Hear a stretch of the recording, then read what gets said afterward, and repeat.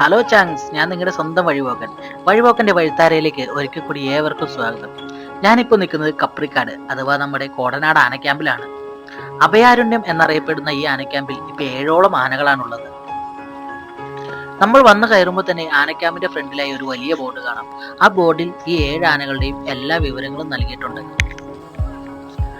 നമ്മൾ ആദ്യമായി കാണാൻ പോകുന്നത് 19 വയസ്സ് പ്രായമുള്ള അഞ്ജന എന്ന പിടിയാനക്കുട്ടിയെയാണ്. പൊതുവെ ശാന്ത സ്വഭാവക്കാരിയാണ് അഞ്ജന. കാഴ്ചക്കാരെ ആരെയും മൈൻഡ് ചെയ്യാണ്ട് നല്ല ഫുഡിങ്ങിലാണ് കക്ഷി. 2007 കോട്ടപ്പാറയിൽ നിന്നാണ് അഞ്ജന കോടനാട് എത്തുന്നത്. അന്ന് അഞ്ജനയ്ക്ക് 1.5 വയസ്സായിരുന്നു. അടുത്തതായി നമ്മൾ കാണാൻ പോകുന്നത് 20 വയസ്സ് പ്രായമുള്ള ആശ എന്ന ആനക്കുട്ടിയാണ്. 2005 ആശ കോടനാട് എത്തുന്നത്.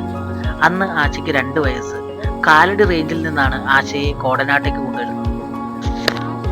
അടുത്തതായി നമ്മൾ കാണാൻ പോകുന്നത് 50 വയസ്സ് പ്രായമുള്ള അഭിമന്യു എന്ന ഒരു ലക്ഷണമൊത്ത കൊമ്പനെയാണ്. 2023 കേരള ഹൈക്കോടതിയുടെ വിധിയെ തുടർന്നാണ് അഭിമന്യു കോടനാട് എത്തുന്നത്. പണ്ട് ഒരു ഭീകരനാണെങ്കിലും ഇപ്പോൾ ഒരു ശാന്ത സ്വഭാവക്കാരനാണ് അഭിമന്യു. അങ്ങനെ അഭിമന്യുവിനെയും കണ്ടു കഴിഞ്ഞ് നമ്മൾ എത്തുന്നത് കോടനാട് ആനക്യാമ്പിലെ ആനമുത്തശ്ശിയായ സുനിതയുടെ അടുത്തേക്കാണ്. സുനിതയ്ക്ക് 52 വയസ്സാണ് പ്രായം. കോടനാട് ആനക്യാമ്പിലെ ഏറ്റവും പ്രായം ചെന്ന ആനയാണ് സുനിത. 19-ാം വയസ്സിൽ കോടനാടെത്തി. അന്ന് സുനിത ഗർഭിണിയായിരുന്നു. 1991 സണ്ണി എന്ന ഒരു കൊമ്പനാനക്കുട്ടിക്ക് ജന്മം നൽകി. ഇവരെ കൂടാതെ നമുക്ക് കാണാൻ കഴിയാത്ത 2 ആനകൾ കൂടിയുണ്ട്. കൂട്ടത്തിലെ ഏറ്റവും കുട്ടിയാനയായ പാർവതി. 2006 6 മാസം പ്രായമുള്ളപ്പോഴാണ് കോഴിക്കോട് നിന്നും പാർവതി കോടനാടെത്തുന്നത്. അടുത്തത് 50 വയസ്സ് പ്രായമുള്ള ഒരു ലക്ഷണമൊത്ത കൊമ്പൻ തന്നെയാണ് ഹരിപ്രസാദ്. കയ്യിലിരിപ്പ് കൊണ്ടാണ് അദ്ദേഹവും കോടനാട്ടെ സുഖവാസത്തിനെത്തിയത്. 2012 ഹൈക്കോടതിയുടെ വിധിയെ തുടർന്നാണ് അദ്ദേഹവും കോടനാടെത്തുന്നത്.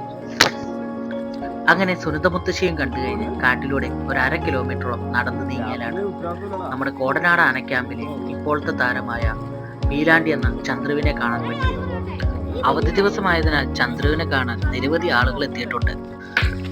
അപ്പോൾ ഇടതുവശത്തായി ദൂരെ ഒരു പച്ച ഷെഡ് കാണാം.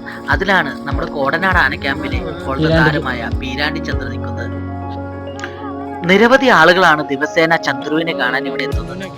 ദൂരെ നിന്ന് നോക്കുമ്പോൾ വളരെ ശാന്തനായി തോന്നുമെങ്കിലും 2017 അവനെ പിടികൂടുന്നതിന് മുമ്പ് 9ഓളം പേരെയാണ് അവൻ കൊന്നു തള്ളിയത്. ആദ്യമായി ഇവന്റെ കലിക്കിരയായ പീലാണ്ടി എന്ന ആളുടെ നാമമാണ് അവിടുത്തുകാർ ഇവന് നൽകിയത്. പിന്നീട് കോടനാട് ആനക്യാമ്പിൽ എത്തിയതിനു ശേഷമാണ് ചന്ദ്രു എന്ന നാമം ഇവന് നൽകിയത്.